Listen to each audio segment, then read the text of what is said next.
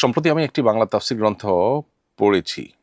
এই মুহূর্তে বইটির নাম মনে নেই। সেখানে বিভিন্ন স্থানে ইসরায়েলি বর্ণনা কথাটি উল্লেখ করা হয়েছে। ইসরায়েলি বর্ণনা বলতে মূলত কি বোঝায়? এগুলো কি সবই মিথ্যা ও ভিত্তিহীন বর্ণনা? যদি তাই হয় তাহলে বইয়ে এসব বর্ণনা উল্লেখ করা হয় কেন? বিষয়টি ভালো করে বুঝতে চাই। খুবই সুন্দর এবং প্রয়োজনীয় একটি প্রশ্ন। প্রিয় দর্শক, এই প্রশ্ন উত্তরে বলতে চাই, বনী ইসরাইল বা ইয়াহুদি খ্রিস্টান আলেমদের সূত্রে আসা বর্ণনাগুলোকে মূলত ইসরায়েলি বর্ণনা বলা হয়।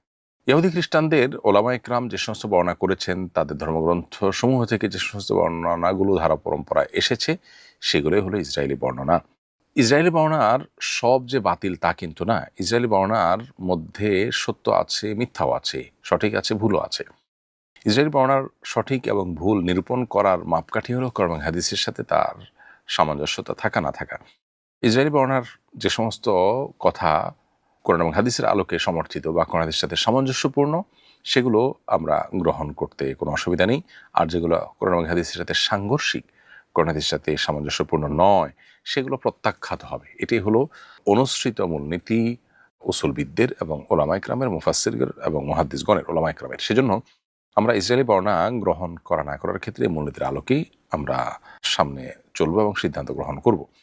আর যে সকল ইসরায়েলি বর্ণনা কোরআন হাদিস দ্বারায় সমর্থিত নয়, আবার কোরআন হাদিস দ্বারা সেটা কোরআন হাদিসের সাথে সাংঘর্ষিকও নয়, এই পর্যায়ের যেগুলো, সে সমস্ত বর্ণনাগুলোর ব্যাপারে আমরা নীরব থাকবো এবং সেগুলোকে সত্য বলবো না, মিথ্যাও বলবো না। লা নুসাদ্দিকু ওয়ালা নুকাজ্জিবু, এটাই হলো মুফাসসির এবং ফুকাহা ইকরাম ও মুহাদ্দিসিন ইকরামের অনুসৃত মূলনীতি এবং প্রিন্সিপাল। তাহলে এই আলোচনা থেকে পরিষ্কার হয়ে গেল কেন ইসরায়েলি বর্ণনাগুলো বিভিন্ন বইয়ে উঠে আসে। কোন ইসরায়েলি বর্ণনার উল্লেখ করার মানে এই নয় যে খ্রিস্টান বা ইহুদিদের বর্ণনাকে মূলত অথেন্টিকেশন দেওয়া হচ্ছে। মূলত কোরআন হাদিসের সাথে যদি কোনো ইসরায়েলি বর্ণনা ইহুদি খ্রিস্টান আলেমদের কোনো বর্ণনা মিলে যায়, তখন সেটা উল্লেখ করতে কোনো অসুবিধা থাকে না, কারণ সেটি ইসলামে গ্রহণযোগ্য।